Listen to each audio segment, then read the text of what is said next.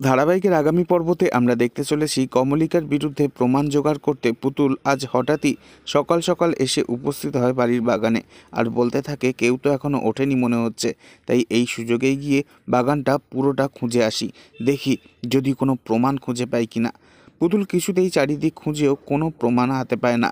চেয়ারে বসে বসে পুতুল মনে মনে বলতে থাকে, মা মঙ্গলচণ্ডী, তুমি কিছু একটা রাস্তা দেখাও মা। এরপর পুতুল দেখে বাগানের মধ্যে একটা মূর্তি রাখা রয়েছে, আর সেই মূর্তির পাশেই একটা ছোট্ট বাস্ক রাখা রয়েছে, আর সেই বাস্কর ভিতরে রয়েছে কিছু মূল্যবান কাগজ আর দলিল।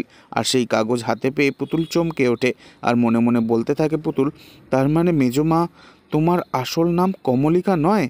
তখনই কমলিকা ঘুম থেকে উঠে হাঁটতে হাঁটতে আসে সেই বাগানের দিকে, আর সেই বাস্কটাকে এসে হাত দিয়ে কমলিকা মনে মনে বলতে থাকে, তার মানে এটার মধ্যে কিছু একটা ছিল যেটা আমার চোখ এড়িয়ে গেল।